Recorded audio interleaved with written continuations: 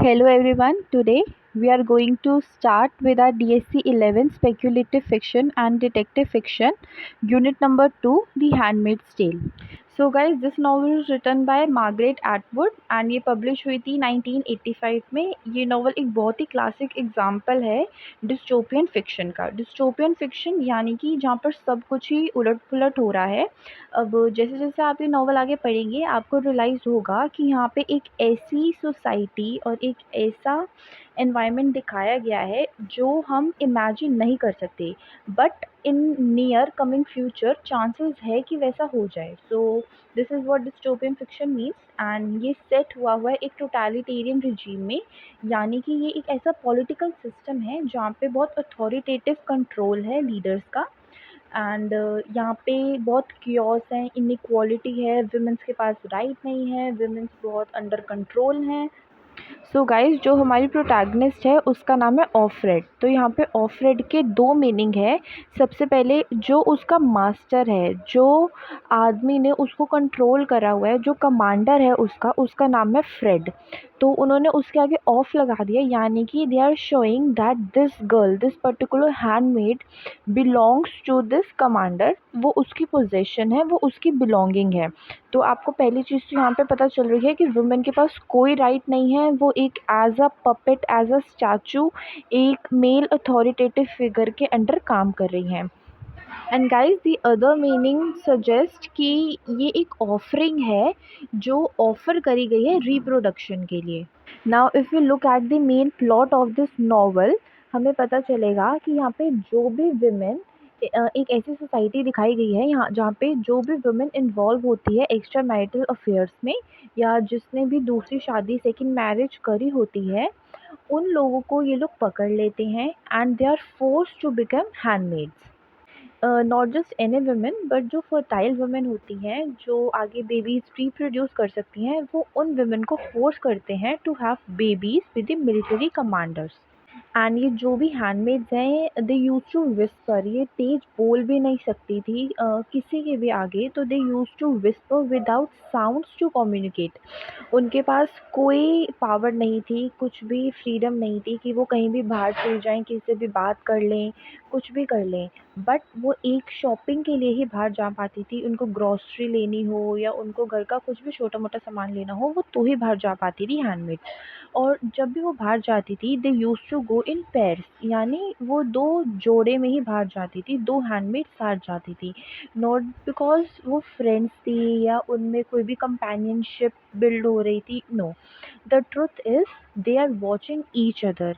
And एक उसकी spy होती थी कि इफ़ अगर उसको कहीं भी कुछ गड़बड़ दिखे तो वो अपने कमांडर को इन्फॉर्म कर दे। Now let's talk about some of the major themes in this novel.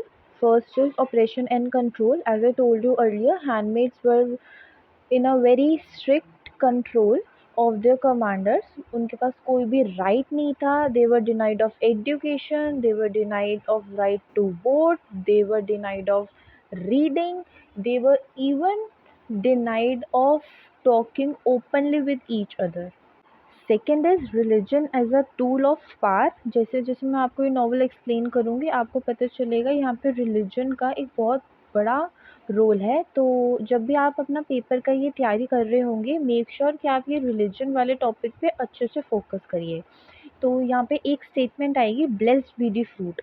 ये जब भी एक दूसरे को ग्रीट करते थे या कमांडर्स के जो भी सबॉर्डिनेट्स थे इनको ग्रीट करते थे, तो they used to always greet them with the line blessed be the fruit.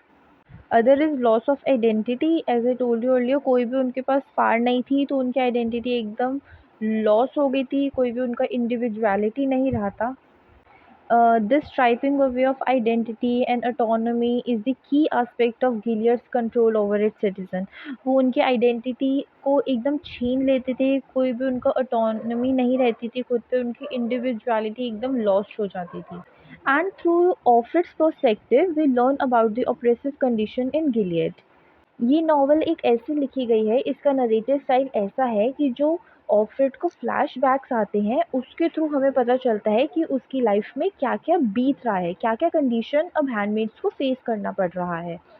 जो ऑफ्रेड है वो फ्लैशबैक में जाती है कि उसकी प्रीवियस लाइफ कैसी थी एंड अब वो हैंडमेड बन के उसके साथ क्या क्या ऑपरेशंस हो रहे हैं. So these flashbacks offer a haunting contrast to her current reality and serve as a reminder of the life and identity that Gilead has taken from her. And ये जो नॉवल लिखी गई है ये फर्स्ट पर्सन के perspective से लिखी गई है, यानी कि this novel is written from the first person narration and Offred tells her story directly to the reader. तो वो एक बॉन्ड और एक वो इम्पैक्ट क्रिएट करता है between the story teller and the readers, तो हम उसके साथ क्लोज रिलेशन फील कर पाते हैं. And the event of flashbacks also offers or show confusion as she often jumps between her past life and her present. Now let's talk about the brief summary of this novel. As I told you earlier, this novel shows this dystopian world where everything is very disrupted, and it shows a handmaid named Offred and how she is forced to bear the children of powerful men. Here, powerful men refers to the commanders. And not just Offred, सिर्फ Offred को ही babies नहीं reproduce करने होते, वहाँ पे जितने भी handmades है सबका ही यही कंडीशन है. एंड जो गिलियड का सोसाइटी है वो 3 डिवीज़न में डिस्ट्रीब्यूटेड है. So this division is on the basis of first is wife, फिर आती हैं आंट्स, फिर आती हैं मार्थास एंड फिर आती हैं हैंडमेड्स. वाइफ तो आप समझ गए होंगे, जो कमांडर यानी कि जो पावरफुल मेन हैं उनकी वाइफ हैं जो वो फर्स्ट पोजीशन पे आती हैं. फिर आती हैं आंट्स. आंट्स होती हैं जो हैंडमेड्स को कंट्रोल करती हैं, जो उनको गाइड करती हैं. बेसिकली उनको बताना है कि कैसे तुम्हें बिहेव करना है, उनको ट्रेनिंग देना हैंडमेड्स बनने की. देन आते हैं मार्थास. मार्थास बेसिकली कुक की तरह दिखाए गए हैं इस नॉवल में, आप थोड़ा सा उनको सर्वेंट से भी रिलेट कर सकते हैं. देन होते हैं हैंडमेड्स, विमेन जो बहुत फर्टाइल होती हैं बेबी प्रोड्यूस करने के लिए. जैसे कि मैंने आपको कहा ये एक डिस्टोपियन वर्ल्ड में बेस्ड है नॉवल. तो डिस्टोपियन वर्ल्ड में ये दिखाया गया है कि आने वाले अपकमिंग फ्यूचर में वुमेन इतनी अनफर्टाइल हो जाएंगी कि वो बेबीज़ भी रिप्रोड्यूस नहीं कर पाएंगी, प्रोड्यूस नहीं कर पाएंगी. तो उनको एक सबॉर्डिनेट, एक दूसरे विमेन की ज़रूरत पड़ेगी ये काम करने के लिए. Women were treated as property of men, and the society uses fear, shame and violence to keep the people silent. अगर कुछ कोई बोलना भी चाह रहा था तो सोसाइटी रिलीजन के नाम पे, फियर के नाम पे या फिर शेम के नाम पे उन्हें चुप करवा देती थी. जैसे मैंने आपको बताया जो आंट्स होती थी वो उनका प्रोटेक्ट करती थी, उनको बेसिकली बताती थी कि तुम्हें कैसे एक्ट करना है, कैसे बिहेव करना है. वो एक खुद विमेन होके उनके लिए नहीं कुछ स्टैंड ले पाती कि नहीं ये गलत है. ऑन द कॉन्ट्ररी वो उनको और बढ़ावा दे रही थी, सपोर्ट कर रही थी कि नहीं जो भी हो रहा है सही है. अब आगे नॉवल में हम देखते हैं कि बाइबल को एक इन्होंने टूल यूज़ करा है टू शो ऑपरेशन. यहाँ पे फेथ, काइंडनेस सबको इग्नोर कर दिया है और यहाँ पे बहुत ही डोमिनेटिंग रूल है. जो मैंने आपको बताया था पहले कि रिलीजन का यहाँ पे बहुत ज़्यादा रूल है, तो यहाँ पे स्टेटमेंट्स यूज़ होती हैं जैसे कि blessed be the fruit under his I. Under his I basically means under the gods I, under the gods observation. तो आप ये 2 पॉइंट अपने आंसर में लिखिएगा ज़रूर. यहाँ पे मैं आपको एक इंसिडेंट कोट करना चाहूँगी, बताना चाहूँगी, जो प्लीज़ आप अपने पेपर में भी लिखिएगा. यहाँ पे एक ऑफरेट के साथ ही एक दूसरी हैंडमेड थी जो बेचारी जब आई थी तो वो बिल्कुल भी रेडी नहीं थी. ऑफ कोर्स कोई भी रेडी नहीं होगा इस वर्स्ट सिचुएशन में रहने के लिए. तो she was resisting this place और देयर एक्शंस.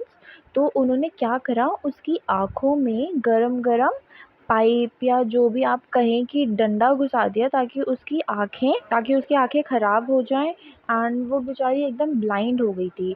जब किसी अदर हैंडमेड ने पूछा ऑफरेट से कि ऐसा क्यों करा, तो उसने बताया कि यहाँ पर अगर कोई डिसओबे करता है तो उसको अंजाम भुगतना पड़ता है, क्योंकि because they were there for the breeding and they do not need eyes for that. अब आप देखेंगे कि कितना पावरफुल इंसिडेंट था जब एक हैंडमेड दूसरी हैंडमेड को कह रही है कि अगर उसकी आँख भी निकाल दी जाती है तो कोई फ़र्क नहीं पड़ता, क्योंकि उसका मेन जो यहाँ पे काम है वो है एक सेक्सुअल एक्टिविटी में एंगेज होना और बच्चे पैदा करना basically. Now coming towards the end of the novel, मैं आपको एक चीज़ बताना चाहूँगी, प्लीज़ आप ये मत समझिएगा कि ये समरी है, ये मैं आपको एक वन शॉट की तरह बता रही हूँ कि जो पॉइंट्स आप अपने आंसर में लिख सकते हैं, जो बहुत बहुत मेन इंसिडेंट थे। ठीक है, तो अब हम कंक्लूजन की बात करते हैं। तो ये जो हैंडमेड टेल है, ये एक स्टोरी नहीं है, बल्कि मार्गरेट एटवुड ने एक हमें वार्निंग दी है कि नियर फ्यूचर में ऐसा कुछ हो सकता है। इसकी बहुत ज़्यादा पॉसिबिलिटी है कि विमेन की कंडीशन बहुत डिटेरिएट हो जाए, उनको बिल्कुल भी अच्छे से ट्रीट ना करा जाए, इतना अथॉरिटेटिव और टोटलिटेरियन रिजीम आ जाए सोसाइटी में, जहाँ पे ऐसा हैंडमेड्स की एक सिचुएशन रही। अगर हैंडमेड्स किसी को ओबे नहीं करती थी तो उनको कॉलोनीज़ में भेज दिया जाता था। अगर वो बेबीज़ प्रोड्यूस करने में असफल होती थी तो उनको कॉलोनीज़ में भेज दिया जाता था, जहाँ पे इतना पॉल्यूशन, इतनी गंदगी और केमिकल्स होता था, जहाँ पे वो हफ्ते 10 दिन में ही मर जाती थी। तो उनके पास कोई चांस नहीं था, या तो वो बच्चे पैदा कर सकती थी या फिर वो सीधा मर ही सकती थी। तो बच्चे पैदा करना उनको फिर भी एक अच्छा काम लग रहा था। एंड ऑफ्रेड की जर्नी से मार्गरेट एटवुड हमें दिखाती है कि कितना इजी है सोसाइटी को एक ऑपरेशन में फॉल कर जाना, without even asking a single question, without questioning the authority कि ऐसा क्यों हो रहा है, हम इसके अगेंस्ट हैं। और जो एटवुड की राइटिंग है वो बहुत ही ज़्यादा इमोशनल, पावरफुल और डीपली थॉट प्रोवोकिंग है। एंड ये 1985 में लिखी गई थी, but till date this book remains very relevant and important book for readers around the world। आपको जान के शायद हैरानी होगी, ये बुक को कई जगह वर्ल्ड में बैन भी कर दिया गया है, क्योंकि यहाँ पे मेन को ऐसे दिखाया गया है कि वो एक बहुत कंट्रोल कर रहे हैं सब। इसी के साथ मैं ये वाली वीडियो यहाँ पे एंड करती हूँ, और मैं एक नेक्स्ट वीडियो बनाऊंगी जिसमें मैं आपको 10 मिनट में ही पूरी कंप्लीट विद कैरेक्टर्स पूरी समरी दे दूंगी। इस वीडियो को आप एक इंट्रोडक्शन की तरह ही एक बार ज़रूर देखिएगा, आपको बहुत हेल्प मिलेगी। ट्रस्ट में, जो मैंने पॉइंट्स बोले हैं अपने आंसर में कोट करिएगा, आपका आंसर बहुत ही हाई क्लास बनेगा। Thank you guys for watching. Bye bye.